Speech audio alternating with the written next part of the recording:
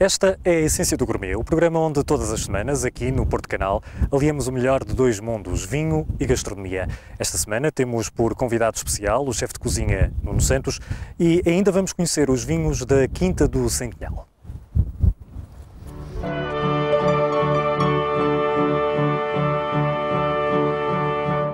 Nuno Santos, como é que tudo começou? Em termos de cozinha, obviamente. Ok, começou há muitos anos atrás, desde pequeno. Eu era mais ligado à minha mãe do que ao meu pai. Sou filho de agricultores, mas fugia muito para a cozinha e daí começou o bichinho. Esse bichinho foi tomando cada vez mais forma, digamos assim. Sim. Qual foi a altura concreta da sua vida em que o Nuno Santos decidiu que queria fazer da cozinha profissão? Foi numa oportunidade que tive com um estrangeiro que me convidou para ir para o país dele, estagiar numa pizzaria. Estamos a falar de Itália. Itália, exatamente. E fui para lá, já tinha este gosto pela cozinha e fui à aventura. Também as oportunidades que eu tinha na altura não eram tão interessantes assim, nada me marcava assim tanto, mas a cozinha assim marcava-me por paixão e deixa-me levar por essa parte. De algum modo sentiu algum choque cultural, digamos assim, ou na forma de fazer e de trabalhar a cozinha quando foi para a Itália? Não. Adaptei-me perfeitamente à Itália. Gostei bastante do país, das pessoas, acolheram-me muito bem e na base as cozinhas são bastante parecidas, só acabam por divergir no trabalhar dos alimentos, mas existe muita ligação entre os dois países em termos gastronómicos. A nossa próxima viagem é mais curta, não vamos sair do país, vamos até ao Bom Barral.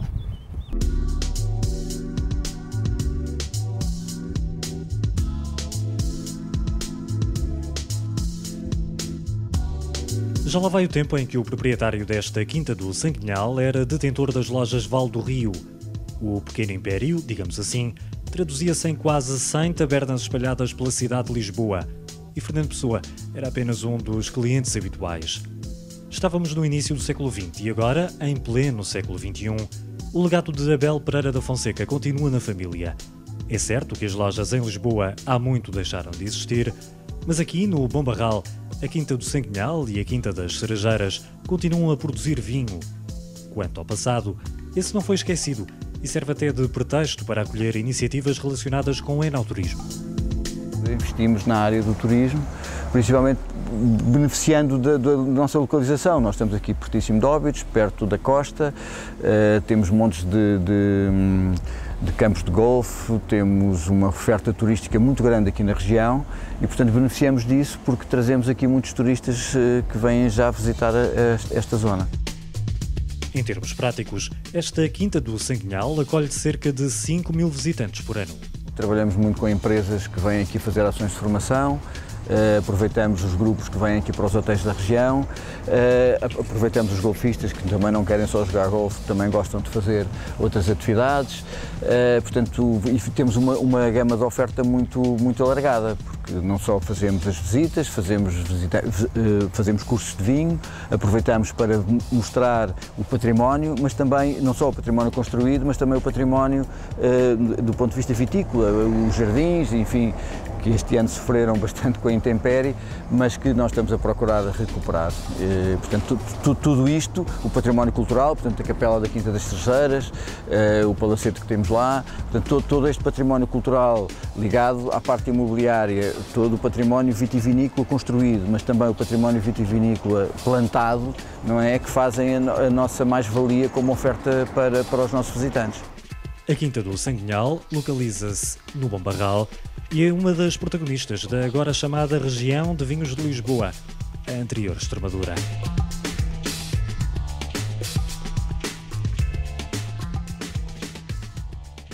E regressamos à conversa com o nosso convidado desta semana, o chefe de cozinha Nuno Santos. Vamos agora tentar perceber, Nuno, um pouco melhor do seu conceito gastronómico, pelo menos aquele que pratica no seu restaurante em Leiria. Sim, é um conceito que vem dessas bases que eu lhe falei, das minhas experiências lá fora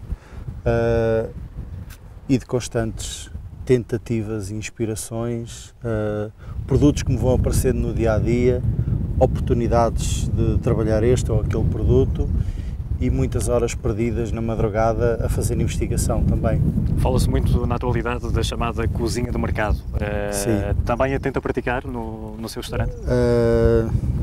Mais do que isso, eu pretendo uma cozinha de agricultura em que eu tento saber a origem dos produtos que eu estou a comprar. Realmente eu vou ao mercado noturno, a Leiria, ao mercado grossista, que eu prefiro comprar às senhoras das aldeias que vão ali vender só algumas batatas, alguns grelos de nabo, em detrimento de quem vem de Espanha carregado com grandes caminhões de tomate, que não têm grande sabor. Eu pretendo saber exatamente se aquele produto foi mais ou menos regado para ter mais ou menos concentração de sabor e também de bastante experiência que eu tenho de garoto, de ser filho de agricultores e conhecer bem esses produtos e saber o que é que eles têm para dar à gastronomia e depois poder transformá-los dentro da experiência que eu tenho na cozinha. E o que é que lhe dá inspiração? Ou seja, o Nuno pratica em parte no seu restaurante uma certa cozinha de matriz, se calhar, mediterrânica, mas ao mesmo tempo de alguma fusão. Sim. Consegue encontrar aí pelo meio uma linha orientadora? Consigo. Ainda ontem estive a trabalhar um prato para uns amigos meus que resultou muito bem. Quase todas as pessoas que eu ouço falar gostam de comer as favas com chouriço.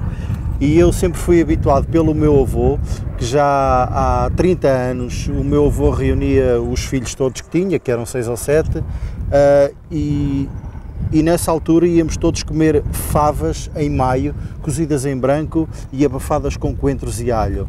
Bom, se partirmos desse princípio e ligarmos que os bascos têm por hábito cozinhar uma lagosta ou um lavagante com couve lombarda, então eu aí fui preparar uma sapateira e fui trabalhá-la com favas e o resultado foi excelente.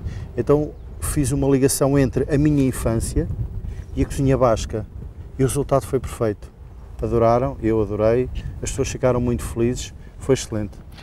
E entendo que cada vez mais, também nos dias que correm, ir a um restaurante não é só ir lá fazer uma refeição, é sobretudo obter uma experiência diferente. Claro.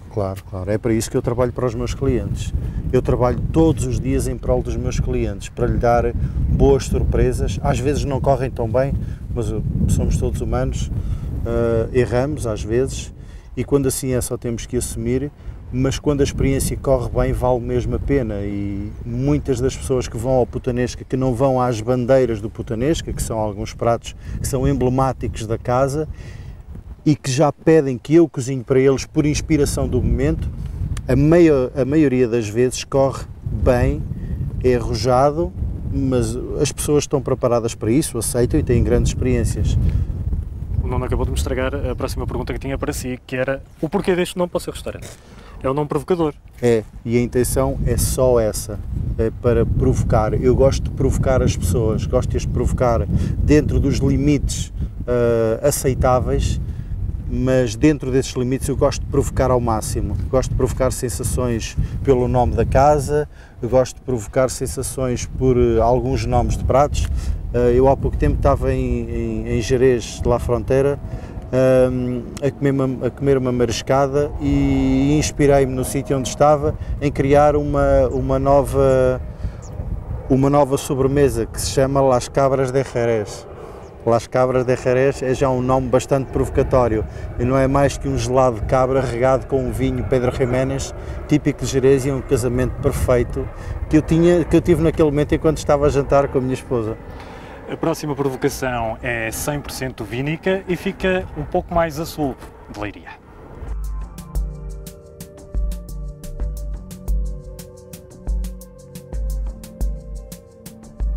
Estamos de visita à Quinta do Sanguinhal, agora chamada Região de Vinhos de Lisboa. Esta é a Quinta das Cerejeiras, uma das propriedades da família Pereira da Fonseca. E é aqui, nesta loja de vinhos, que também podemos recuar no tempo. Aliás, como podem reparar, é o típico escritório das empresas de vinho, portanto, envidraçado e dentro da adega. Portanto, era o escritório da Companhia Agrícola de Sanhal. Aliás, quando eu comecei a trabalhar, ainda foi aqui que eu tinha, era aqui dentro que tinha a minha secretária.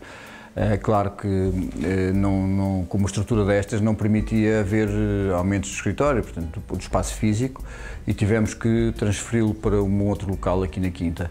E como isto fica mesmo à entrada da propriedade, logicamente, portanto, como aproveitamento normal seria transformá-lo em loja, que foi o que nós fizemos.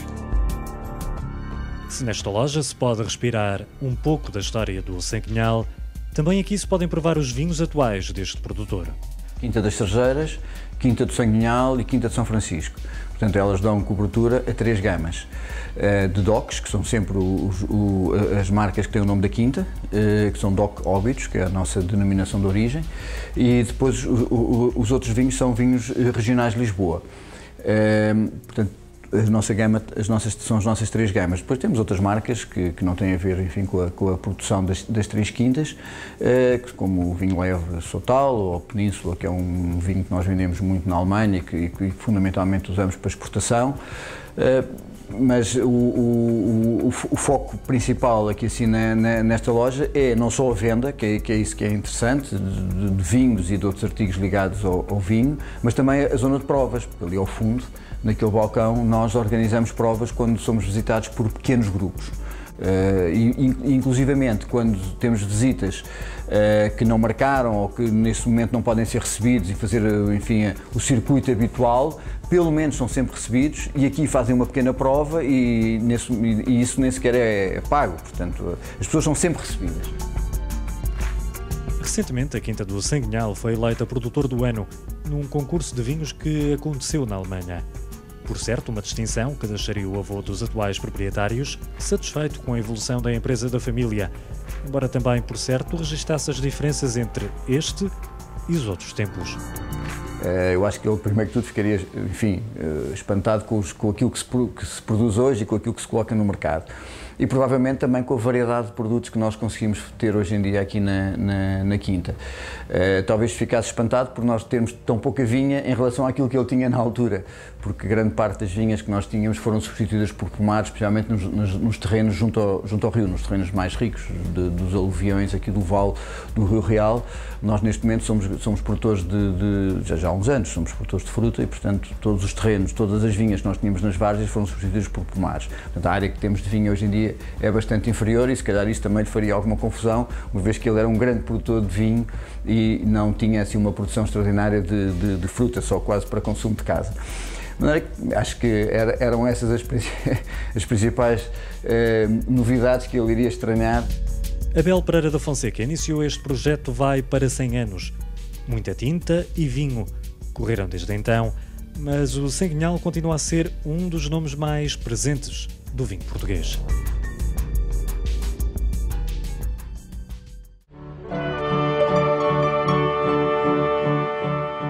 Nuno Santos, quem vai ao seu restaurante, o Putanesca, em Leiria, para além de encontrar surpresas constantes no que diz respeito à carta e àquilo que não estando na carta, volta e meia, faz questão de fazer chegar à mesa, também tem um certo aspecto cultural, nomeadamente em alguns retratos, que eu particularmente também acho curiosos, que estão lá no seu restaurante. Bom, eu tenho uma grande paixão também, que é a fotografia sobre as pessoas. Inspira-me muito os retratos, sempre gostei. E os que lá estão revelam uma cultura mediterrânica do que são realmente as pessoas que eu conheci em Itália. Itália não é só pastas e pizzas, é muito mais do que isso. Existe uma cultura riquíssima e muita dessa cultura está nas pessoas. Penso que é a maior riqueza que este país tem, segundo a minha visão. E daí eu fui buscar algumas imagens que eram o reflexo da minha ligação ao povo italiano e lá estão expostas no restaurante. São rostos que marcam o percurso e a vida de um chefe de cozinha ou de um cozinheiro? De um cozinheiro. Eu, mais do que chefe de cozinha, sou cozinheiro. Não estou nada preso, não estou nada agrilhoado ao título de chefe de cozinha. Como diz um grande amigo meu, o Pedro Nunes, grande chefe, grande inspirador meu, esse sim é um grande inspirador meu. Eu sou um bom tasqueiro, mais do que um grande chefe. não quero ser um grande chefe, quero ser um bom tasqueiro e um bom cozinheiro com um dedo para a cozinha, que é isso que faz felizes as pessoas que vêm comer à minha casa. E como é que o Nuno vai entendendo este fenómeno crescente em Portugal apenas de alguns anos a esta parte, de um interesse cada vez maior pelas pessoas no trabalho que os cozinheiros ou os chefes de cozinha vão praticando? Era algo que seria, mais tarde ou mais cedo, inevitável? Sim, isso faz parte da evolução de um país. Neste capítulo estamos a falar da evolução gastronómica de um país. Eu noto hoje em dia os meus clientes do meu restaurante, penso que os outros meus colegas chefes de cozinha ou cozinheiros devem sentir também o mesmo. As pessoas cada vez mais percebem do que é comida, embora com muitas falhas ainda, mas isso é bom porque quer dizer que têm muito para caminhar e com prazer. Da mesma forma que com vinhos tem vindo uma onda crescente desde há 10 anos para cá, uma onda crescente de conhecimento vínico. Acho que falta ainda bastante a ligação entre estes dois mundos, entre o vinho e a gastronomia, que muitas das vezes temos um grande vinho, um grande prato, um péssimo casamento e há sempre um que sai derrubado, sai muito maltratado e noutras experiências acaba por ser um vinho encostado ou um prato encostado, mas normalmente quem sofre mais é o vinho. Mas aí, entre aspas, havendo um culpado, o culpado é o cliente que teima a insistir no mesmo vinho para determinado prato ou falta formação de quem trabalha nos restaurantes? O culpado somos todos nós, principalmente os profissionais. O que se passou comigo no Botanesca foi que no início as pessoas não acreditavam muito em mim, porque também não me conheciam, eu queria sugerir um vinho, as pessoas queriam beber o outro que já conheciam. Eu posso dizer que hoje no meu restaurante quase ninguém dos comuns clientes conhece os meus vinhos, digamos que são os vinhos mais atuais, que não estão no supermercado, e as pessoas não os conhecem, é normal. Mas foi um trabalho que eu fui fazendo de base e que hoje em dia eu posso dizer que no meu restaurante quase todos os clientes bebem aquilo que eu sugiro e o resultado final é ótimo. Acho que falta arriscar mais em Portugal, acho que falta trabalhar mais o cliente, sermos honestos com o cliente, cada vez mais muito honesto e não tentar enganar o cliente, porque aquilo que eu vejo é que as pessoas já percebem bastante e quando nós pensamos que não percebem no nosso restaurante, se calhar vão a outros restaurantes comparar e noutros restaurantes já lhe ensinaram qualquer coisa e às vezes a nossa arrogância deixa-nos mal vistos. Eu acho que o caminho está em os profissionais se entregarem de coração à gastronomia, aos vinhos, aos clientes, porque eles são nossos amigos, sem eles nós não somos ninguém e assim consegue-se um trabalho bastante interessante. E eu estou a conseguir. A Botanesca tem sido um sucesso. Continua a faltar a vocês, profissionais da hotelaria, da restauração, uma componente cada vez mais importante na cozinha da atualidade, que é essa componente da comunicação. De saber comunicar, nomeadamente aos clientes e mesmo à comunicação social, o trabalho que vão fazendo, a interpretação que vão dando às vossas criações. Sim, acho que muitas das vezes os chefes ou os cozinheiros têm até vergonha de falar em certas coisas que fazem. Têm vergonha que alguns, não sei, eu acho que têm algum receio em dizer que foram pescar, andaram durante a noite a comprar peixe aos pescadores, acham, penso eu, não sei, posso estar enganado, que ser chefe é ser uma estrela, mas não é. Ser chefe, os outros que digam se somos estrelas ou não. O nosso trabalho é mostrar às pessoas desde o que vem da terra até ao que vai ao prato, se calhar mostrar um bocado desse trabalho, porque as pessoas também sonham quando nós explicamos que a noite passada fomos à lota buscar um peixe que alguém nos telefonou que era belíssimo e a pessoa, ao estar a comer esse peixe, sabendo que nós lhe contamos a realidade e que não é história nenhuma, as pessoas também se encantam por isso.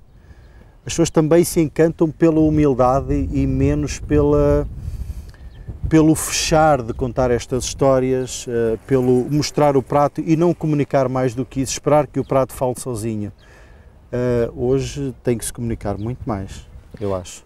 E porque, precisamente, tudo o que está relacionado com gastronomia e vinhos é cada vez mais uma conjugação de experiências, vamos agora até junto de uma sommelier épicure brasileira perceber um pouco mais sobre algumas das experiências que ela faz do outro lado do Atlântico.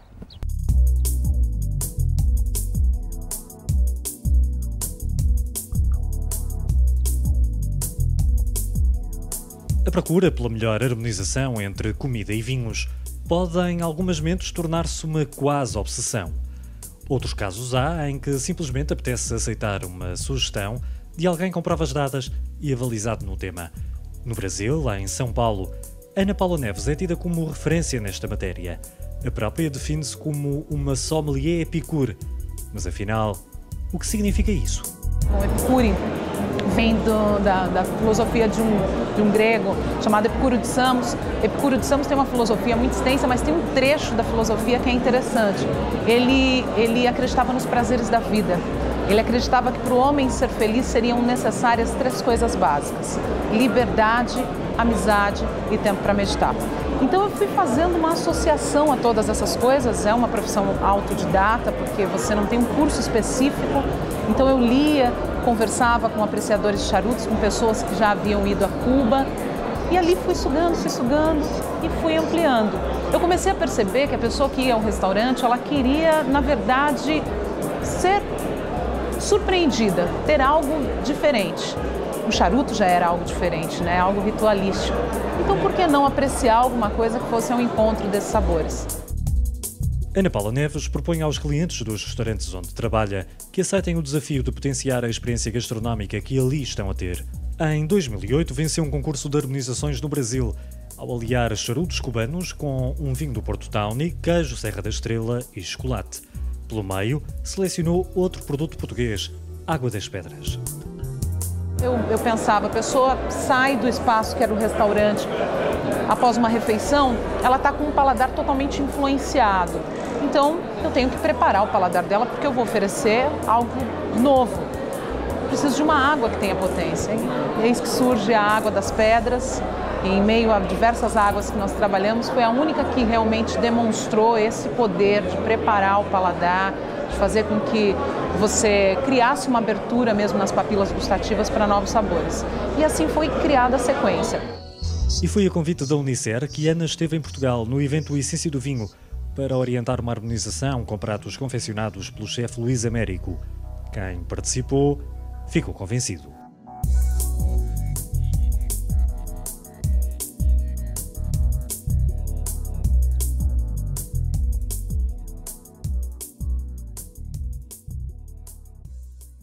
E já estamos na parte final deste Essência do Gourmet, cujo convidado principal é o chefe de cozinha Nuno Santos. Nuno, já falamos, obviamente, de cozinha, de uma das suas maiores paixões, que é a fotografia, mas também tem outra, a música. Sim, Estilos musicais.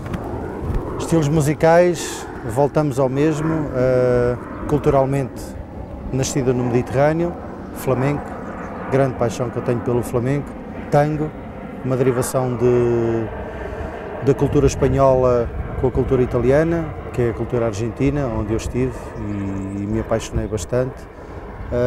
E depois, andando para trás no flamenco, bastante para trás, acabamos por chegar à cultura indiana, o que me apaixonou bastante, a música das cítaras, das percussões indianas.